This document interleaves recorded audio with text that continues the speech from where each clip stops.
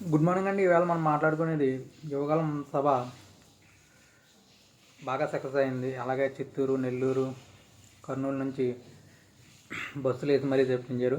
అట్లానే అచ్చెన్నాయుడు గారు రాష్ట్ర అధ్యక్షులు చాలా బాగా గ్యాదర్ చేశారు. జన సమీకరణ 6 లక్షల మంది వచ్చారని అంచనా వేసుకుంటున్నారు.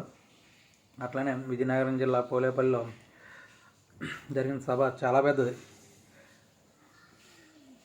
జరిగిన సభా ప్రాంగణం చాలా పెద్దది. అట్లానే ఆ ఏరియాలో ఎక్కువగా విజయనగరం రైతులు వీళ్ళు ఎక్కువ ఉండే ఏరియా.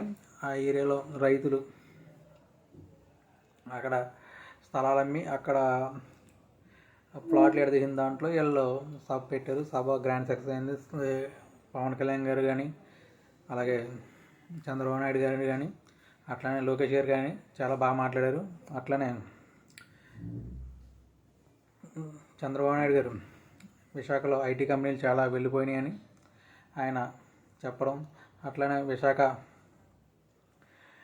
నుంచి కొండ తవ్వి బిల్డింగ్ కట్టుకున్నారు అని చెప్పడం, ఇవన్నీ కూడా నిజాలు. అవన్నీ చాలా బాగా చెప్పారు. అట్లనే ఈస్ట్ నుంచి వెస్ట్ నుంచి చాలా జనం ఎక్కువగా వెళ్ళారు. అక్కడ పవన్ కళ్యాణ్ గారు చెప్పిన విషయాలు, నేను నడక పాదయాత్ర చేయలేకపోయాను కానీ లోకేష్ గారు చేశారు, నేను చేస్తే కొన్ని అడ్డంకులు ఉన్నాను. ఆయన సినీ గ్లామర్ ఉంది కాబట్టి అడ్డంకులు ఉంటాయి గ్యారంటీగా. అట్లనే పాదయాత్ర రాజశేఖర రెడ్డి గారు చేశారు, చంద్రబాబు నాయుడు గారు చేశారు, జగన్ గారు చేశారు. పాదయాత్ర ఎవరు చేస్తే వాళ్ళే విజయం సాధిస్తున్నారు. కానీ ఇప్పుడు ఏమవుతుందో చూడాలి. 2 monthsలో ఎలాగ ఎలక్షన్ ఉంది కాబట్టి ఏమవుతుందో వేచి చూడాలి. కానీ పాదయాత్ర లోకేష్ గారు చేస్తారా లేదా అన్న డౌటు, కానీ చాలా బాగా చేయరు. అలాగే రెడ్ బుక్లో కార్యకర్తను ఇబ్బంది పెట్టిన వాళ్ళందరినీ రాసుకున్నారు. వాళ్ళందరికీ ఆఫ్టర్ ఎలక్షన్ అయిన తర్వాత టీడీపీ అధికారం వచ్చాక అప్పుడు చూస్తాను. కొన్ని సర్వేలు కూడా టైమ్స్ ఆఫ్ ఇండియా ఉంది. తెలంగాణలో 64 బీఆర్ఎస్ అని చెప్పింది, 36 కాంగ్రెస్ అని చెప్పింది. అది లివర్స్ అయింది. అదే 24